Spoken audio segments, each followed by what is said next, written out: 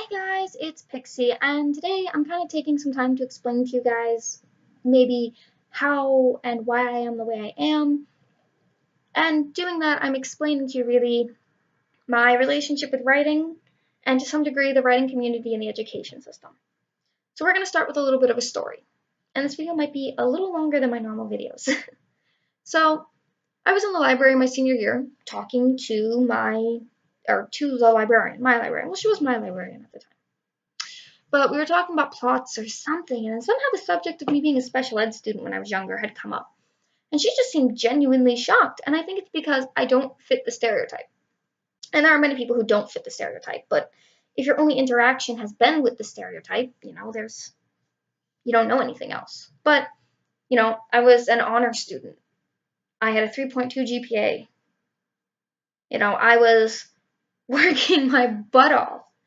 And, those aren't things that are typically associated with special ed students, which I think is silly because some of the smartest people I know have been special ed students. Moving on. And I'm not trying to offend anyone, I firmly believe that in the way we judge intelligence in the American school system is stupid. But that's my opinion, and I'm entitled to it just as you're entitled to yours. Moving on. So, it was true. I was in a special ed English class, a special ed math class, and OT. It was something therapy, and I don't remember what it was, but it was for my fine motor skills, which is I articulate pretty well. Even as a kid, I articulated pretty well. I started speaking, I think, earlier than most kids did. I started reading before most kids did because I had an older brother who was showing me this stuff, teaching me how to do this stuff. But, anyways. So OT never made sense to me. It had me play putty and sometimes worked on my handwriting. Then I had a math class. Made sense to me. I'm horrible at math. And I was going to school at the time where schools were starting to bring smart boards into the schools. They weren't really used all throughout the school, but they would have them in certain classrooms. My special ed classroom was one of them. Now, mind you, I was 11. I'm 19 now. I was 11 at the time. So it's been a while. It's been a while. It made sense for me. I'm not good at math, which I need to fix right away because I'm going to be a business major. But then there was a special English class. English class? Wow, maybe I did need that for my fine motor skills. English class. When I was younger, I didn't understand it. I was at a higher reading level than most kids. I could read and write at a level that I thought was sufficient. I could back up arguments already. I was excited to write essays. I enjoyed book reports. I enjoyed that kind of stuff, and I thought I was good at it. Looking back now, I know why I was in a special ed English class. I still think there were better ways to handle it, but dyslexia. I have slight dyslexia. Just a little bit of it. I have to do the bed trick if I want to write lowercase or uppercase. It's like the lowercase b and the lowercase d make it, and then the E is like the bed. If you flip them around, it wouldn't be a very comfortable bed. I still have to do that. I still write my N's backwards. I will not write a capital N. Let me tell you, I will not write a capital N for any reason. If I have to write a note to someone, let's say I was leaving a note, if I had to tell someone they can't give my brother peanuts, never give Johnny peanuts, that's going to be in lowercase. Because I get made fun of. I was teased for it a couple times. It wasn't a fun situation. So and that was in high school that I got teased for. I was younger, but, it's kind of I will lose the points on an assignment. And I do that with B's, too. If I can't remember the lowercase b and I don't have time, I'll just write it as an uppercase. I don't care where it is. In the sentence, it could be my baby brother, my capital case B, uppercase, capital, whatever. But, so they did help me with that. But then when I got to high school, I realized I didn't know anything. In 8th grade, they had to teach me how to do comma rules because they never taught it to me. I had to learn the parts of a sentence, which I still can't communicate with people. I know what they are, but I can't communicate it. I had to learn that in my freshman year of high school. I had to have a teacher my freshman year take points off for little errors so that I would work a little harder. Not to say that I wasn't trying, I just didn't notice because no one ever taught it to me. My in particular special ed class, now mind you, this is years ago. It could have changed by now. I don't know. it was less about could I write a correct sentence and more about could I write a sentence. I didn't need to know the parts of it as long as I knew how to write it. And even then, grammar wasn't that big of a deal because it was can I do it, not can I do it correctly. And you know what? Teachers just teach what they're expected to teach, all right? So that was part of the curriculum given to them by the state. So I don't hold against any of the teachers that taught me. And if any of them saw this, they'd probably be like, well, we taught you. No, you didn't.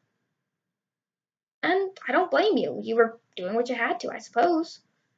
But up until I was about 11 years old, I was still taking spelling tests, but not like spelling tests with big words to prepare me for high school for the SAT and all that. No. Looked. 2, 2, and 2, there. Which, by the way, I didn't know the difference until I got to high school. I did not learn the difference until I got to high school between all of those words. And I still mix up TOO and TO. And I'm embarrassed to admit that.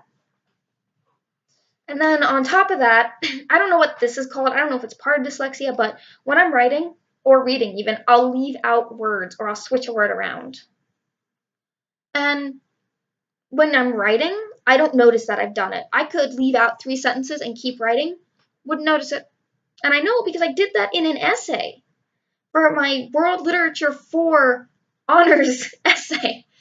I got a comment like, what was supposed to be here? Because it was like the opening sentence, 2 sentences, and then the closing sentence for that paragraph, and then I was on to the next one.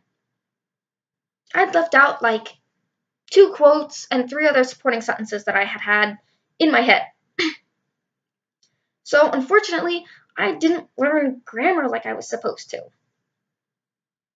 And I'm trying to catch up now. Like I have books on building vocabulary. I'll probably buy another grammar book here soon. Like I'm trying. It's not like I'm not trying to learn these things. It got really bad in my senior year of high school because I write fan fiction. I'm not gonna lie about that. I write fan fiction from time to time. And my first one I ever did, I thought it was great. Well, I didn't think it was great, but I thought it was decent. But then someone went through and picked every grammatical error apart, and I went to my creative writing class that day, and I was so upset. And the unsung hero, Ms. Diaz, was like, hey, first of all, that's what editors are for, to some degree. To some degree. Not that they need to fix all my errors, but, she was trying to remind me that my job is to make the story. I have to get that story out on the paper.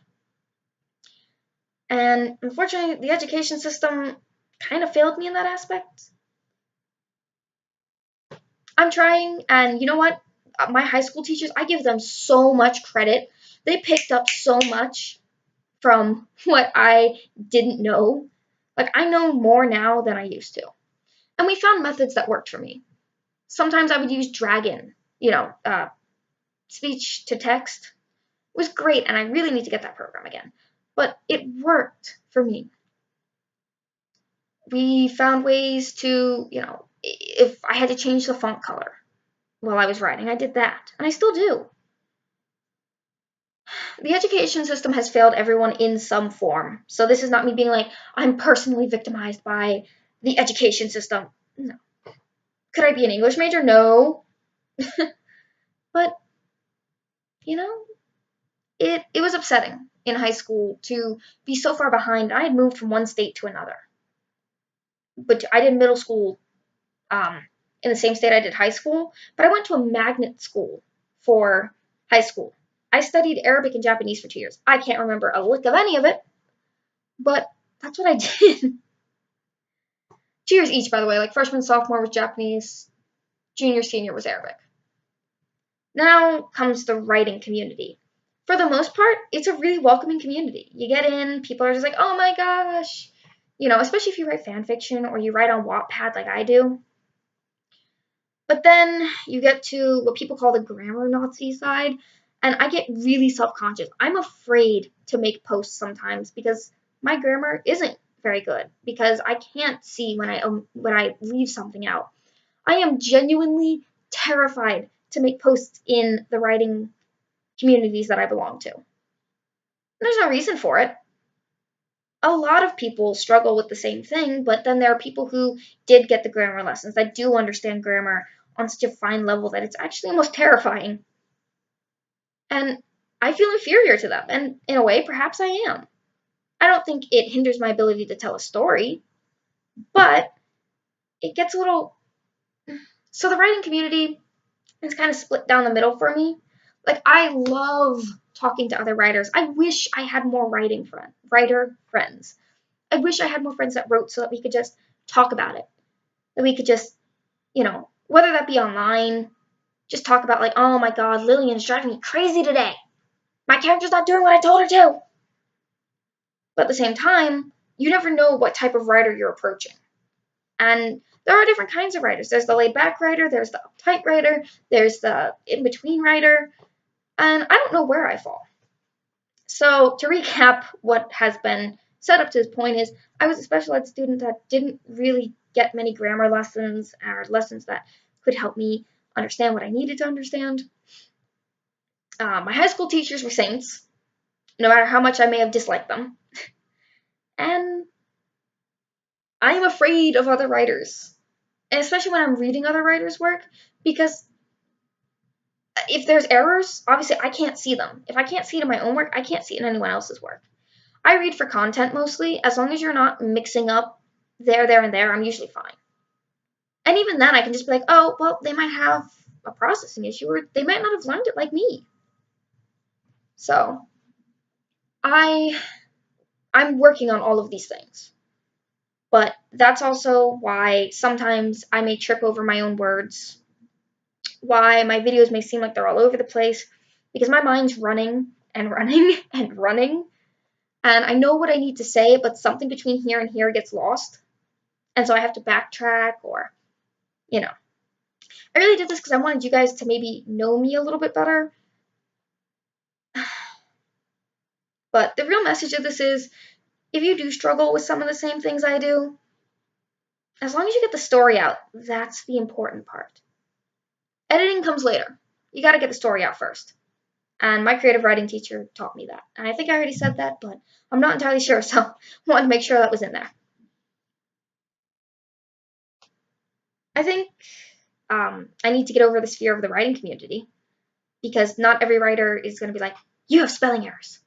Like, my own boyfriend's done it to me once. He's just like, the writer with all the spelling errors. And then I think I got really upset about that. And he, of course, apologized. Like, oh, I'm just playing. And it's one of those things, I guess. I'm tripping over my words now because I know what I want to say, but I can't get it out. I lost it. Anyways, that's me. Like, I grew up a special ed English student. I didn't learn everything I was supposed to, and unfortunately, it's caused my writing to not be where I want it to be. And sometimes it gets really, really frustrating, and that's why I can go 2 weeks without writing. I'll feel bad about it, but I'll go 2 weeks without writing because I can't get out what I need to. Anyways, that's all I really needed to say, so I'll see you guys in the next video. Bye!